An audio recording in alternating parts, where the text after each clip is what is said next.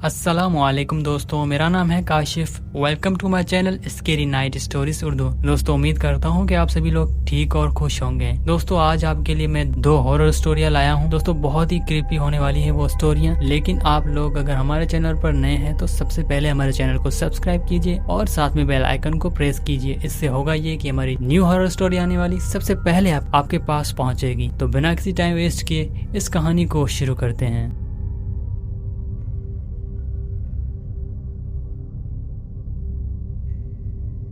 ये कहानी मेरे चाचा जी की है।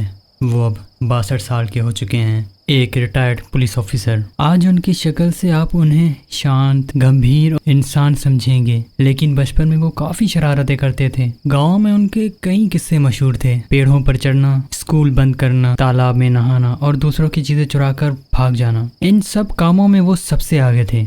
बचपन से ही उन्हें फिल्में देखने का बहुत बड़ा शौक था। गांव में तो पिक्चर हॉल नहीं था, इसलिए पास के कस्बे में फिल्म लगती तो वो अपने 4 चचेरे भाइयों के साथ चोरी छुपे पिक्चर देखने निकल जाया करते थे। ऐसे ही एक गर्मियों की रात 5 लड़के एक कस्बे के सिनेमा हॉल में एक एक्शन फिल्म देखने गए थे। फिल्म इतनी लंबी चली कि जब वो वापस गाँव लौटे तब तक रात के 11:30 बज चुके थे। गाँव की गलियां उस वक्त सुनसान थी। हवा में रात की ठंडक थी। आसमान पर बादलों की वजह से चांदनी भी नहीं थी। चारों ओर बस अंधेरा ही अंधेरा था और चींगरों की किरकिर। हालांकि ये सभी बच्चे बहुत ही शरारती थे, मगर एक बात उन्हें हमेशा डराती थी, अपनी माँ और उनके बड़े भाई की डांट। उन्होंने फिल्म देखने की बात छुपाकर घर से बाहर कदम रखा था। अगर वो यूं ही खाली हाथ लौटते तो पक्का उन्हें मार पड़ती। तभी उन 5 में से एक ने आइडिया दिया और कहा, हम एक काम करते हैं, नदी से मछली पकड़ लेते हैं। अम्मी को लगेगा हम मछली पकड़ने गए थे, फिर तो डांट भी नहीं पड़ेगी और खाने को मछली भी मिल जाएगी। क्या बोलते हो?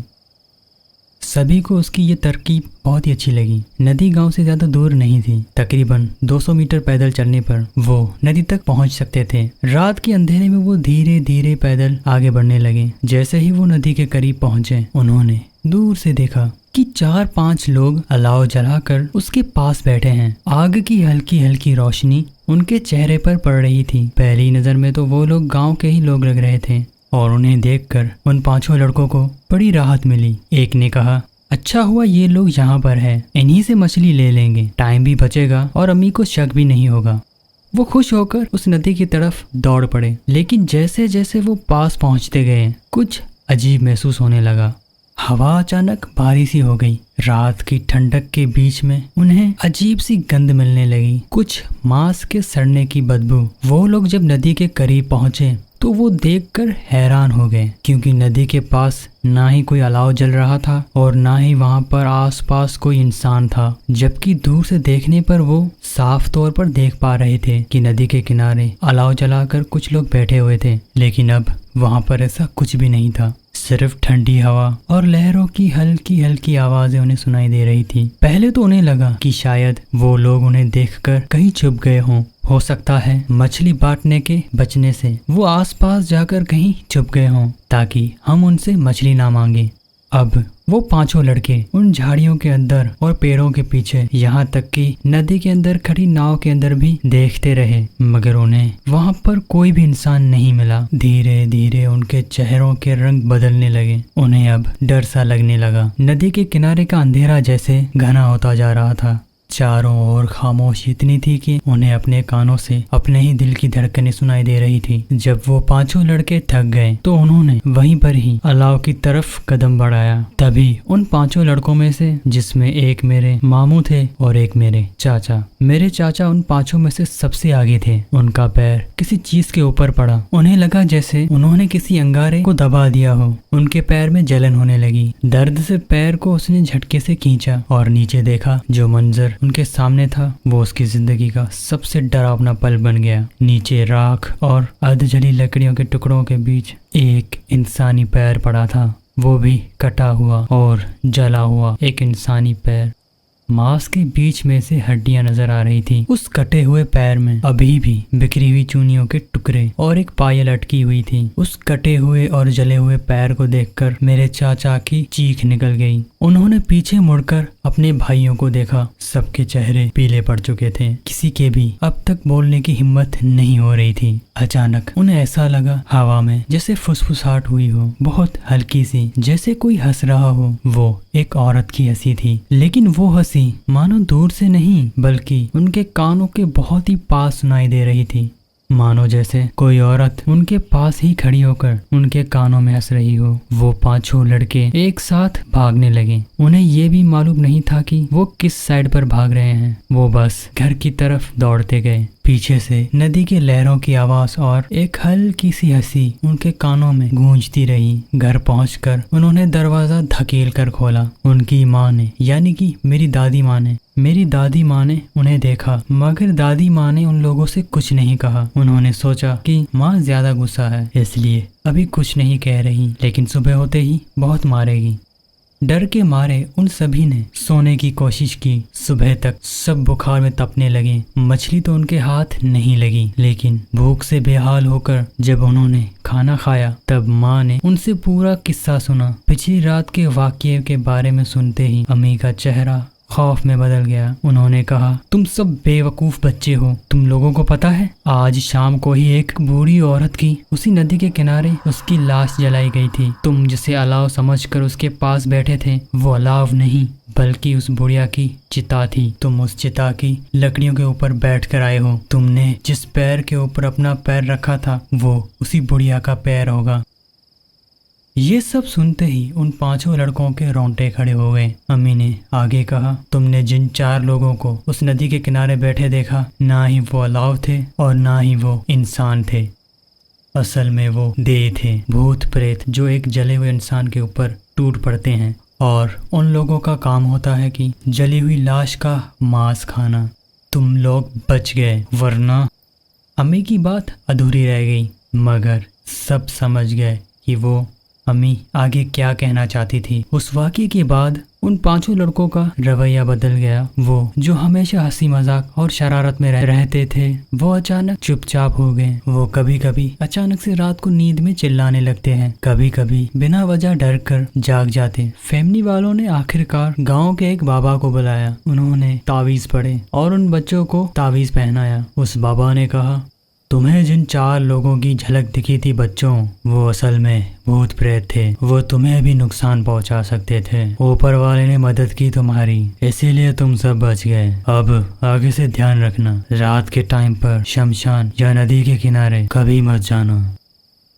मेरे चाचा जो अब 62 साल के हैं, वो हम बच्चों को ये कहानी तब सुनाते थे जब वो पुलिस की नौकरी से रिटायर होकर घर लौटे थे। उन्होंने कहा, तुम सबको डराने के लिए नहीं बता रहा हूँ, लेकिन याद रखो कुछ जगह और कुछ वक्त ऐसे होते हैं जहाँ इंसानों का नहीं बल्कि किसी और का राज होता है। दोस्तों, बढ़ते हैं एक और स्टोरी की तरफ। ये वाकया उन दिनों का है जब मैं हैदराबाद में अपनी ग्रेजुएशन के आखिरी साल में था। पढ़ाई के साथ साथ मैं एक स्पोर्ट कंपनी में काम भी करता था। नौकरी नई थी, जिंदगी भी एक नए मोड़ पर थी और दोस्तों का एक मजेदार ग्रुप मिल गया था। 4 लोग जिनके साथ हर दिन एक अलग कहानी बन जाती थी। उस दिन भी हम सभी एक छोटी सी पार्टी में थे। किसी की प्रमोशन का बहाना था, किसी को सेमेस्टर पास होने की खुशी थी। पार्टी का माहौल मस्त था, लेकिन मैं हमेशा की तरह कुछ उदास सा और कुछ अलग थलग बैठता था, क्योंकि मैं एक डीट डॉटलर हूँ, मतलब कि शराब से बहुत ही दूर। मेरे हाथ में बस एक कोल्ड ड्रिंक थी, मगर मैं पूरी तरह होश में था। रात बढ़ती गई, हंसी मजाक का दौर चलता गया। फिर अचानक बातों का रुख बदलने लगा। पता नहीं किसने शुरू किया, लेकिन बातों ही बातों में एक डरावना मोड़ आ गया। वो थी भूत प्रेत और पैरानॉर्मल एक्टिविटीज। पता नहीं किसने ये बात छेड़ी और अब पूरी पार्टी में बस यही बातें हो रही थी। रात के तकरीबन 1:30 बज रहे होंगे। माहौल थोड़ा रहस्यमय सा हो गया था। किसी ने कहा, अरे सुना है हैदराबाद में एक पुराना घर है जहाँ कोई भी नहीं रहता। लोग कहते हैं कि वो एक हॉन्टेड होम है। ये सब सुनते ही बाकी लोगों ने अपने मुंह पर उत्सुक दिखाई और कहा, हैं सच में? कहाँ पर? चलो ना हम सब देखते हैं उसे। मुझे पहले तो लगा कि ये सब मजाक कर रहे हैं, लेकिन कुछ ही मिनटों में सबने डिसाइड कर लिया कि हम अब वहीं चलेंगे। मैंने उन्हें रोकने की कोशिश की और कहा, यार ये सब रात में जाना ठीक नहीं, सुबह चलेंगे तो ठीक रहेगा। पर बाकी तीनों नहीं माने। उनमें से एक हफीज जिसने ज्यादा ही ड्रिंक की हुई थी वो बोला, अबे क्यों डरते हो अबे, भूत कुछ नहीं होते, अगर होते हैं तो आज मैं उन्हें दिखा दूंगा अपनी औकात। उसकी बातों पर सब हंस पड़े। मुझे बस इतना लगा कि उसकी हालत देखकर कहीं हम सबको मुसीबत ना झेलनी पड़े, मगर कभी कभी दोस्तों की जिद तर्क से बड़ी होती है। हम सब एक ही कार में बैठे और निकल पड़े उस खौफनाक और भूतिया घर की तरफ। रात का टाइम था, सड़कें तकरीबन खाली थी, शहर की दूर दूर की लाइटें टिमटिमा रही थी, हवा में एक ठंडी सी हलकत थी जो उस वक्त काफी खौफनाक लग रही थी। लेकिन जैसे जैसे हम शहर से बाहर निकलते गए माहौल बदलने लगा और सन्नाटा गहराने लगा। तकरीबन आधे घंटे बाद जब हम उस खौफनाक घर की तरफ पहुंचे, जब हम उस जगह पहुंचे तो उस रोड से वो घर थोड़ा अंदर पुरानी एक गली में था। 2 मंजिला वो खौफनाक घर जिसके चारों तरफ बहुत ही सूखे पेड़ और टूटी हुई दीवारें थी। उस घर की टाइलें जगह जगह से टूटी हुई थी और खिड़कियों के शीशे आधे लटके हुए थे। कार की हेडलाइट्स की रोशनी जैसे ही उस घर पर पड़ी, ऐसा लगा मानो जैसे वो घर हमें ही घूर रहा हो और हमारा ही इंतजार कर रहा हो। हम सब गाड़ी से बाहर निकले और कार के बाहर खड़े हो गए। फैजान अभी भी बियर की बोतल पकड़े हुए था, वो उसकी आखिरी बोतल थी। दोस्तों यही है वो जगह, मेरे दोस्त अजहर ने कहा। हम सब खामोश होकर उस घर को घूर रहे थे। अंदर कोई भी किसी तरह की हलचल नहीं थी, लगता था जैसे सालों से वहां पर कोई भी नहीं आया। फैजान ने हंसते हुए कहा, देखो कोई नहीं है, सब फालतू की बातें हैं, भूत प्रेत लोग तो हम ही हैं भाई, हम ही जिंदा लोग, हमारे अलावा और कोई भूत नहीं। ऐसा बोलते हुए फैजान बोतल को झुला रहा था। मैंने उसे रोकने की कोशिश की और कहा, फैजान पागल मत बन, छोड़ दे उस बोतल को। लेकिन उसने मेरी बात नहीं सुनी। अचानक उसने जोर से चिल्लाकर कहा, अगर यहाँ पर कोई है तो निकल कर बाहर आओ। और अगले ही पल उसने बियर की बोतल उठाई और अपनी पूरी ताकत से उस घर की खिड़की पर दे मारी। हम सब ने अपनी सांस रोक ली। हम हैरान थे कि अचानक से फैजान ने ये क्या किया। वो बोतल हवा में झूमती हुई खिड़की में जाकर लगी और अंधेर में जाकर गायब हो गई। हम सब इंतजार कर रहे थे कि वो बोतल उस कमरे के फर्श पर गिरेगी और चकनाचूर हो जाएगी, मगर ऐसा कुछ भी नहीं हुआ। ना ही हमें उस बोतल के गिरने की आवाज सुनाई दी और ना ही उसके टूटने की। लेकिन अगले ही पल जो हुआ उसने हम सबके पैरों तले जमीन ही घिसका दी। वही बोतल जिसे फैजान ने ऊपरी मंजिली खिड़की के अंदर फेंका था, वो बोतल वापस उसी खिड़की से बाहर आई, लेकिन इस बार 2 गुनी रफ्तार से वापस आई और सीधी जाकर कार की हेडलाइट से टकराई। कार की हेडलाइट्स चकनाचूर हो गई। मैं वहीं पर ही खड़ा था, बस कुछ ही इंच की दूरी पर। अगर थोड़ी सी भी साइड बदलती तो वो बोतल सीधे आकर मेरे चेहरे पर लगती। कुछ पल के लिए हम सब वहाँ पर सुन्न पड़ गए थे। किसी ने कुछ भी नहीं कहा। फिर फैजान जो अब तक नशे में था वो चुपचाप से बैठ गया। उसकी वो दिलेरी अब गायब थी, चेहरा अब सफेद पड़ चुका था। हम सब ने चारों तरफ देखा, शायद किसी ने मजाक में बोतल वापस फेंकी होगी, लेकिन वहाँ कोई भी नहीं था, ना कोई इंसान और ना ही कोई जानवर। हवा तक थम चुकी थी। मैंने एक टॉर्च निकाली और उस खिड़की की तरफ रोशनी डाली और जो देखा वो देखकर मेरी रूह कांप गई। खिड़की पर कोई खड़ा था। मैंने उसे देखा, वो कोई इंसान नहीं था, वो बस एक साया था, जैसे एक धुएं की तरह हो, मगर उसकी डिजाइन एक इंसान जैसी थी, लंबा और झुका हुआ। उसकी आंखें जैसे अंधेरे में चमक रही थी। वो खिड़की के पीछे खड़ा होकर हमें ही देख रहा था। वो एकदम वहीं खड़ा था। मैंने फौरन उस टॉर्च की रोशनी नीचे कर ली और कांपती आवाज में कहा, दोस्तों चलो यहाँ से निकलते हैं अभी, इसी वक्त। मेरे लहजे में इतना डर था कि किसी ने कोई भी सवाल नहीं किया। सब फौरन कार में बैठ गए। फैजान भी बिना कुछ बोले कार की पिछली सीट पर जाकर बैठ गया। कार का इंजन चालू हुआ और हमने वहां से निकलने में एक भी पल नहीं गवाया। जैसे ही हम उस जगह से निकलकर बाहर आए, रोड पर हमें दूसरी गाड़ियां दिखी। तब जाकर हम सब ने चैन की सांस ली, लेकिन तब तक हम में से किसी ने एक लफ्ज भी नहीं बोला। हम सबके चेहरे उतरे हुए थे। किसी को भी कुछ समझ नहीं आ रहा था कि जो हुआ वो असल में क्या था। क्या वो सिर्फ एक वहम था या सच में वहाँ कुछ ऐसा था जो इस दुनिया का नहीं था। आखिरकार जब हम अपनी ऑफिस के कैंपस पे पहुंचे, तब जाकर मैंने धीरे से कहा, दोस्तों मैंने वहां पर एक साया देखा था और वो इंसान तो बिल्कुल नहीं था। मेरा इतना कहते ही बाकी तीनों ने मुझे देखा और जो उन्होंने कहा उसे सुनकर मेरे रोंगटे खड़े हो गए। उन सब ने कहा कि उन्होंने भी उसे देखा था। उस टाइम पर वहाँ खड़े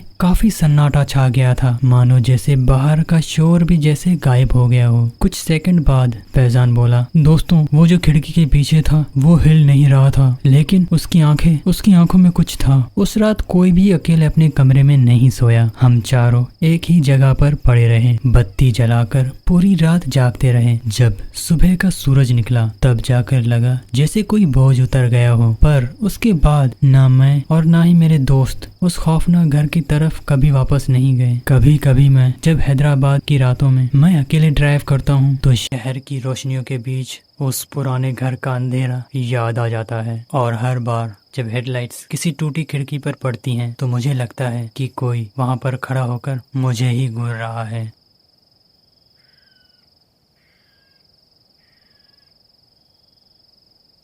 तो दोस्तों, कैसी लगी आज की ये 2 हॉरर स्टोरियां? अगर आपको पसंद आई हो तो प्लीज़ हमें कमेंट में लाजमी बताइएगा, और अगर आपने हमारी इस वीडियो को लाइक नहीं किया तो प्लीज़ लाइक कर लो। ऐसे होता क्या है, हमें मोटिवेशन मिलती है और ऐसे ही आपके लिए अच्छी हॉरर स्टोरियां लाते रहेंगे। इसीलिए हमारे चैनल को सब्सक्राइब और लाइक ज़रूर कीजिएगा। तब तक के लिए अल्लाह हाफिज़, अपना ख्याल रखना, मिलते हैं एक वीडियो में।